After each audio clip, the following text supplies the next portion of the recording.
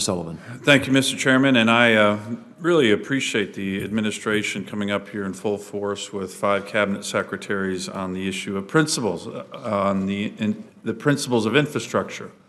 I think the administration put out a very strong plan, worked with a lot of us on that, and I will tell you, I think you see on this committee, on the EPW committee, on which I also serve, that there's a lot of interest and energy to move forward on a major infrastructure plan where we have bipartisan support, and I think this hearing is demonstrating the administration's focus, so I want to thank all of you for doing that. Secretary Costa, I want to thank you again for your help on the issue of the H-2B visas and how we need to reform that system so it's actually truly for surge working needs that are seasonal, not necessarily for other industries that might be more abusive of that. And Secretary Perry, I was here earlier. I had to go preside for the last hour, but your comments about the opportunities with regard to the American energy renaissance that's taking place, whether in Texas or Alaska or really all over the country, is just spot on. And it's an enormous opportunity for national security, energy security, job security, growing our economy. So I thank you for your leadership on that. Let me ask you real quick as it relates to infrastructure for you and Secretary Chow. You know, there's been a lot of focus, unfortunately, on pipelines, energy pipelines, oil and gas pipelines, and how a certain small segment of our country starts to want to oppose them everywhere.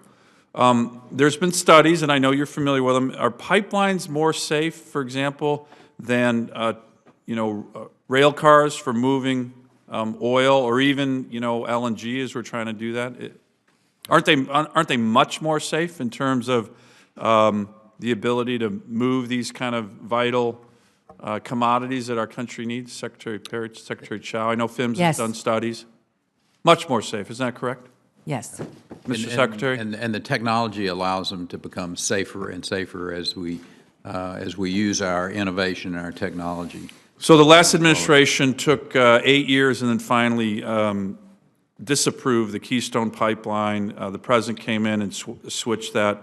Mr. Chairman, I'd like for the record to just submit an editorial by the Boston Globe recently. It was about how, very long editorial by the Boston Globe editorial page, how Massachusetts has, in some kind of fit of righteousness, wanted to disallow any pipelines coming across its state.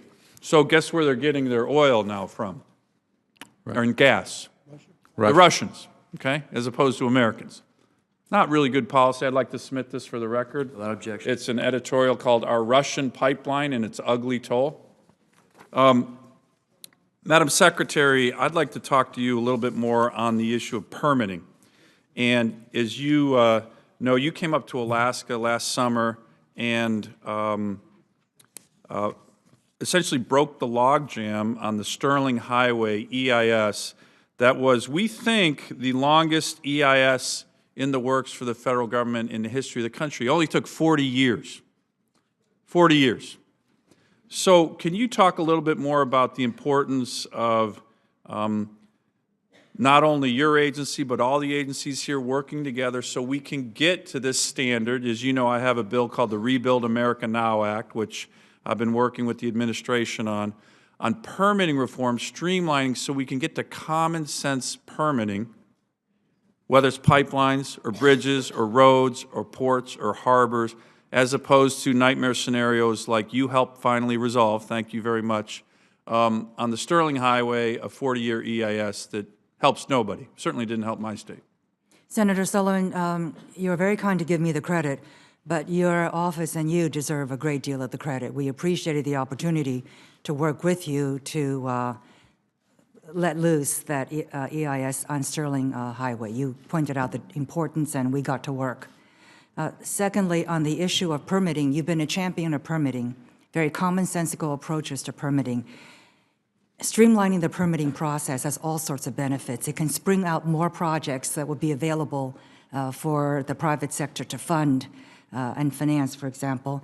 And there are commonsensical ways in avoiding duplication, doing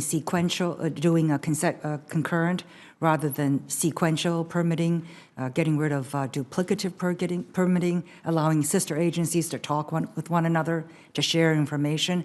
So most of these ideas you have outlined yourself since you've been a champion of permitting, and so we continue to work with you on this. Well, I appreciate those comments, Madam Secretary, and I will just say, I think there's a bipartisan opportunity here, both on the Commerce Committee and the EPW Committee, to move forward on issues that impact all of us. As you know, most of the labor unions, the building trades are all very supportive of the administration's principles.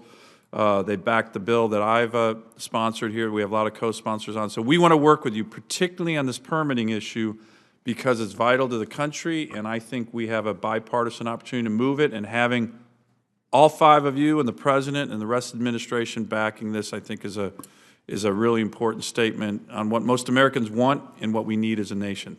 Thank you. Thank you, Mr. Chairman. Thank you, Senator Sullivan. Senator